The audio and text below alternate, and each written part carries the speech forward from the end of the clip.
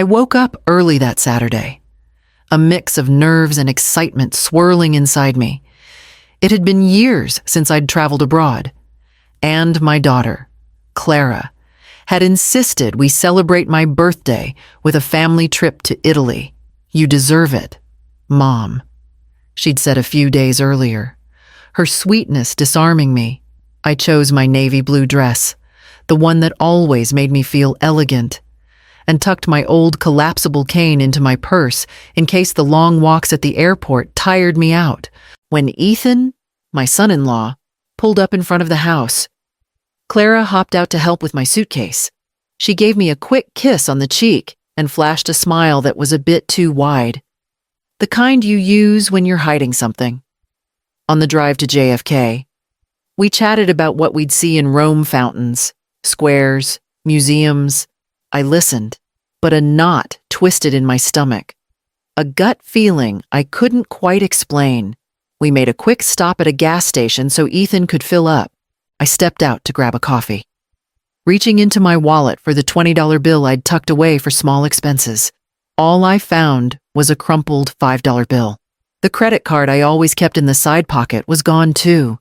I froze, checking and rechecking, my mind scrambling for a logical explanation. Maybe I'd left it at home, though I was almost certain I'd put it in the night before. The rest of the drive, I stayed quiet, staring out the window as the New York skyline blurred past. Clara and Ethan talked about hotels and reservations, while I tried to convince myself my unease was just age creeping in, the distrust that comes when you've lived too long. At JFK, Ethan parked near the International Departures Terminal.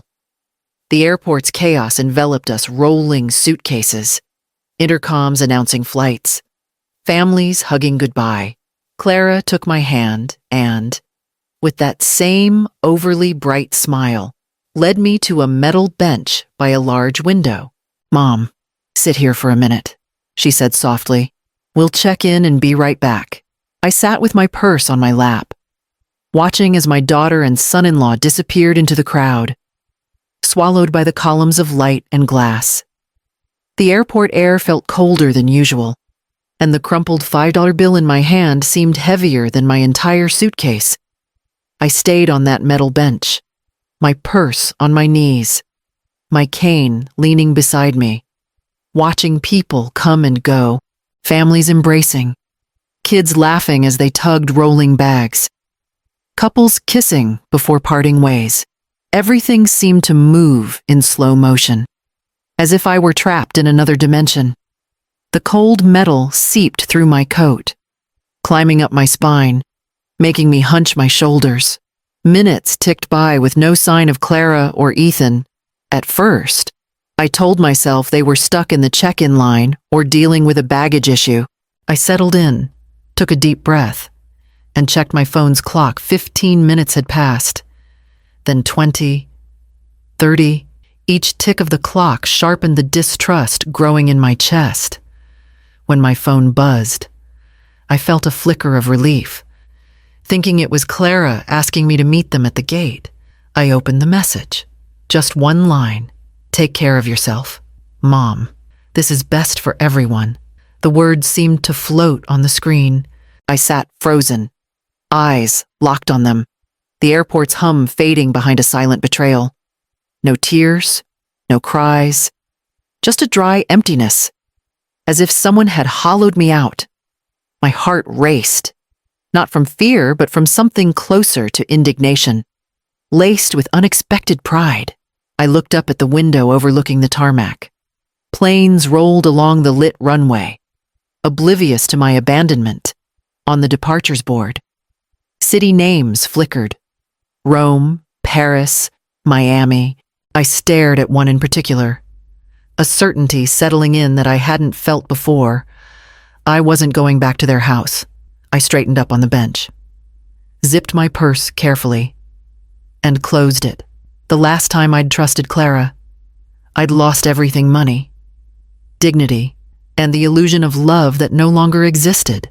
All I had left was me, a $5 bill, and the unexpected freedom of owing nothing to anyone. I took a deep breath, letting the airport's buzz wrap around me again, and began thinking about my next move. A destination that didn't involve looking back or begging for love. I sat on that bench a few minutes longer, my phone off in my hand, feeling something inside me break for good.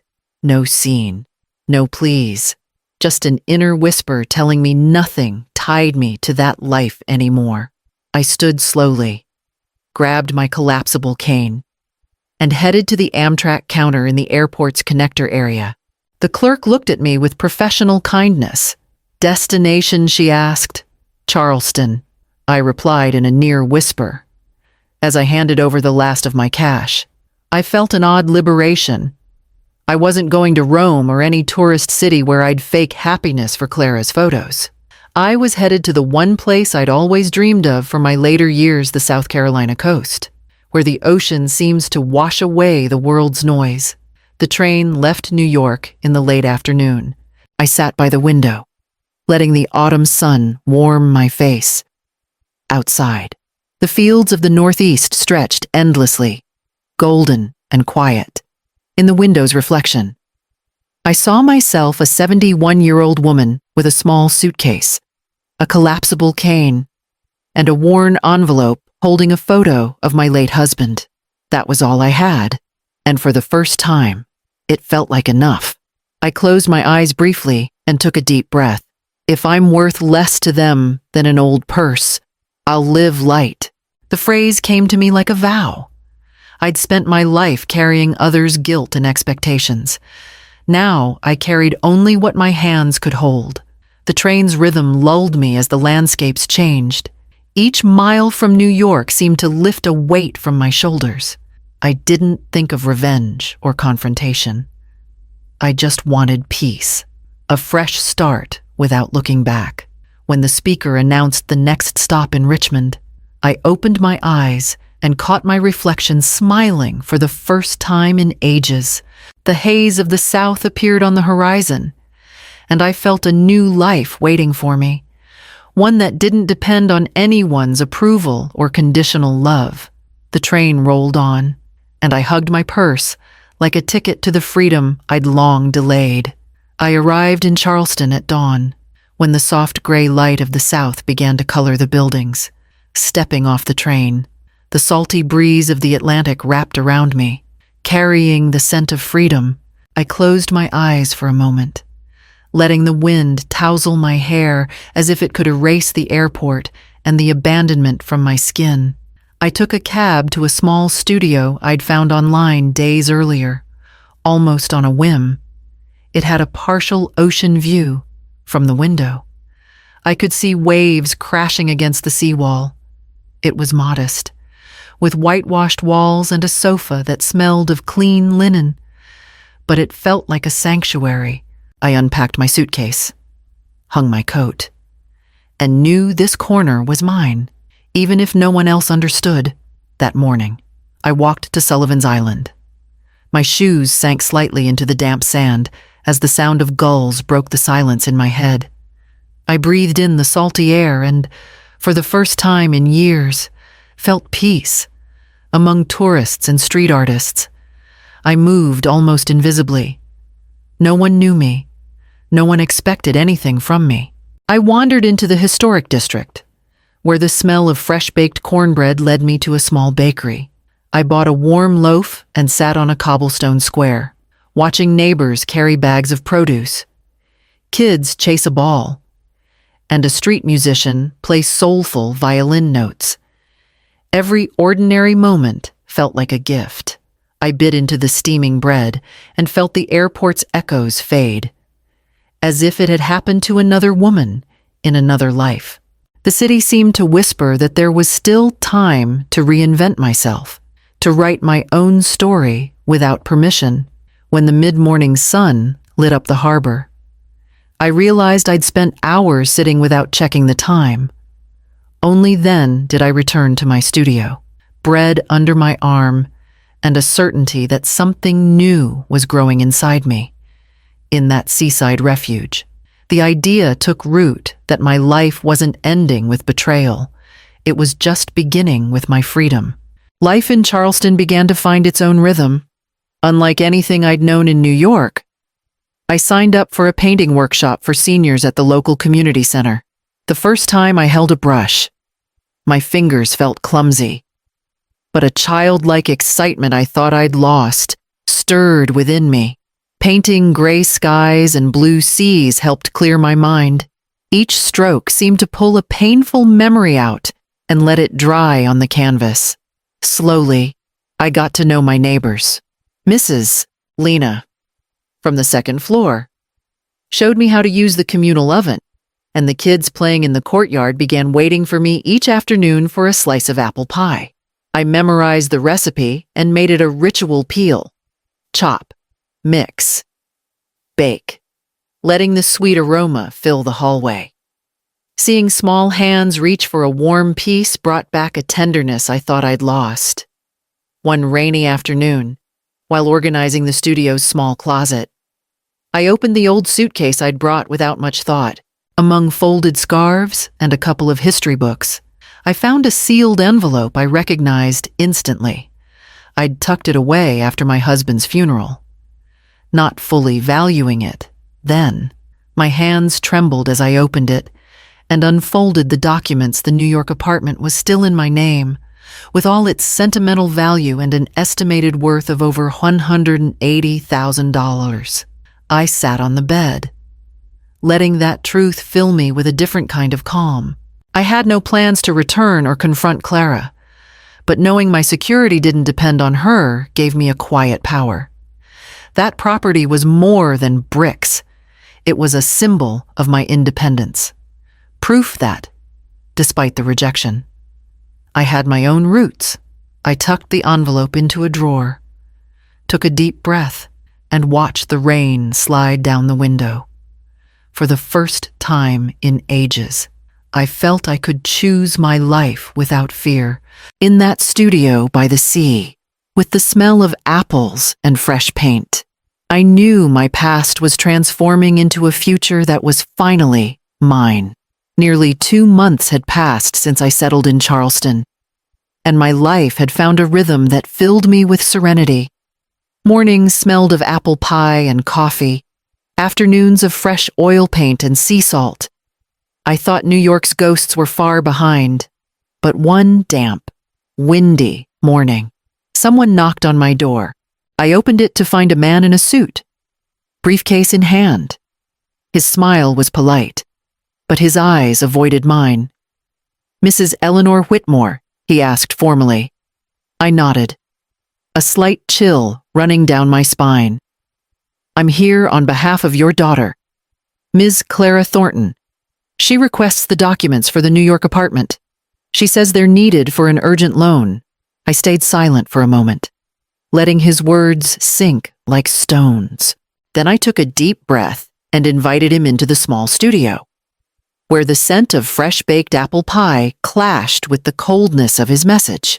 "Tell my daughter," I said calmly, "that the apartment is no longer available to anyone but me."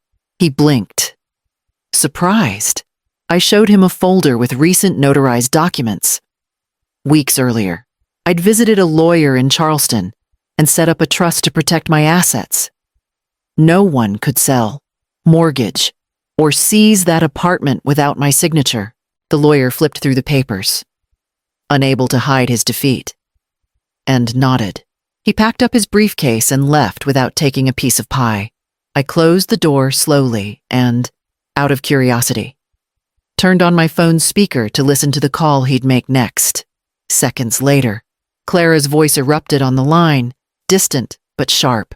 "What do you mean it can't be touched? She can't do this to me." I stood in the middle of the room, a wave of peace washing over me. For the first time, I knew my dignity was a fortress, and they, with all their greed, could only crash against it. I poured a hot cup of coffee, sat by the window, and watched the stormy sea crash against the rocks, bracing for the call I knew would come from my daughter. I didn't have to wait long. That afternoon, as the Atlantic wind rattled the curtains, my phone buzzed on the table. The screen showed Clara's name, I took a deep breath before accepting the video call. Her pale face appeared, eyes puffy, hair messy, behind her. I recognized her apartment's living room blinds down, papers scattered. Ethan pacing nervously in the background. "Mom, I'm so sorry," she blurted. "We're broke. Ethan lost everything we invested. We need your apartment and your savings. Just a loan, I promise." I stayed silent for a moment, my gaze drifting to the window. The sea remained steady, untamed, as my daughter spoke of losses and promises. When I looked back at the screen, my voice came out firm, unwavering. "When you left me on a cold airport bench, you also lost my trust. My money isn't your salvation." I saw her swallow hard. She tried to cry, exaggerating the quiver of her lips, like when she was a child dodging punishment. But now, no tenderness or guilt could undo what had happened. "Mom," she stammered. "You can't do this to me. We're family. Family doesn't abandon." I cut in. "What you did taught me I can live without you." For a moment, the only sounds were the sea's hum through my window and a tense silence on her end. Thick with helplessness, I felt my chest open, not with sadness, but with a liberation I'd never imagined. Without another word, I tapped the red icon and ended the call. I set the phone down and stared at my reflection in the window.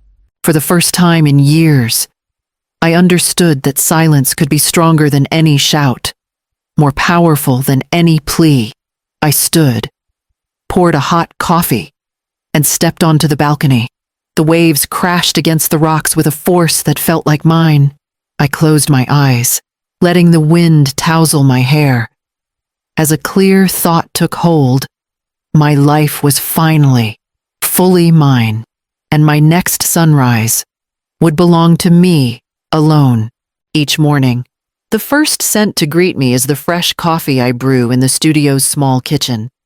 I carry it to the balcony, where the Atlantic Ocean unfurls its endless dance of waves and white foam. I sit in the wrought iron chair, coffee warming my hands, and let the salty breeze muss my hair, soothing the silence of the night before. The rhythmic crash of waves feels like a heartbeat, grounding me in this new life. The days pass with a calm I once thought impossible. I joined the local spring art exhibition at Charleston's community center. A bold step for someone who'd never painted publicly before. I submitted a simple but meaningful work titled "Empty Suitcase." It depicted an old suitcase open under a stormy sky. Ethereal objects, letters, trinkets, fragments of memory escaping into the air, symbolizing the invisible chains we carry and release. Neighbors, tourists, and new friends gathered at the exhibition. Their warm words and sincere looks, a stark contrast to the indifference I knew in New York. "You've captured something profound," one woman said, her eyes tracing the canvas. Their praise felt like a quiet victory. Each brushstroke an act of reclaiming my voice. For the first time, home didn't carry the weight of sadness or rejection, but felt like a space I'd carved for myself. One morning, I found a letter from Clara in the mailbox. The envelope bore her name in nervous, shaky handwriting. I took it without haste and tucked it unopened into a drawer. I knew it would plead for a meeting, perhaps a reconciliation, or one last attempt at manipulation. My heart wasn't ready to face that not yet. Maybe not ever. I'd spent too long tethered to her expectations. As the coffee's aroma mingled with the sea breeze, I sat by the window, gazing at the endless ocean. I reflected on what I'd left behind: betrayal, imposed loneliness, indifference masked as love. But I also celebrated what I'd gained: peace, autonomy, a life tailored to my own rhythm. The gulls soared above, their freedom mirroring my own.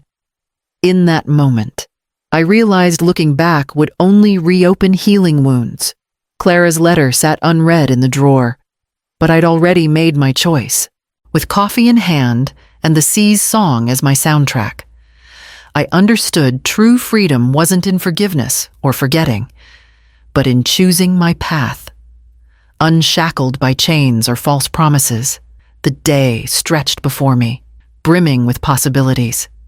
As gulls danced freely under a clear sky in the distance, as evening fell, I walked along Sullivan's Island, the sky glowing with warm hues of orange and pink, gulls circling gracefully over the sea. The cool Atlantic breeze brushed my face, and for a moment, I closed my eyes, letting the calm envelop me like a soft embrace.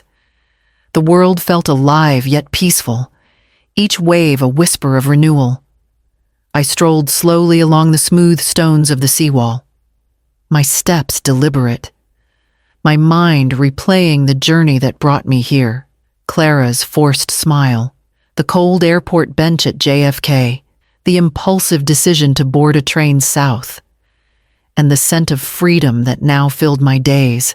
I thought of the tears I never shed, the pride I'd learned to embrace, the warm hands of new friends, and the whitewashed walls of my small studio, my true home. Each memory was a thread in a tapestry I was weaving anew. I felt I'd shed invisible chains that had bound me to a life I hadn't chosen. In my mind, I was a bird, long caged, finally nudging open the door to soar, light, fearless, with the horizon stretching endlessly before me. I was no longer tethered to the past. From my purse, I pulled a crumpled photo I always carried my husband, young and radiant, on the Charleston beach where we met. His smile bright under the sun. I gazed at it tenderly and whispered, as if sharing a secret with myself. It wasn't worthless baggage. I just needed to fly alone. The sea's rhythmic hum joined me as I sat on a bench facing the harbor, the night draping the city in a starry blanket. True wealth, I realized, wasn't in the dollars I'd lost or the promises broken, but in the freedom of relying solely on myself. No one could claim my choices now. A new chapter lay open before me, mine to write without chains or fears. The cage I once thought a prison was a faint memory, and this flight my rebirth. The Atlantic's salty scent, the gentle breeze, and the wave's soft murmur reminded me that life offers new chances to those brave enough to open the door and fly toward their destiny. As I stood from the bench, my gaze fixed on the horizon, I took a firm step toward the future, my heart light and my path clear. Charleston's lights twinkled behind me, and I knew this was where I belonged, writing my story with every sunrise.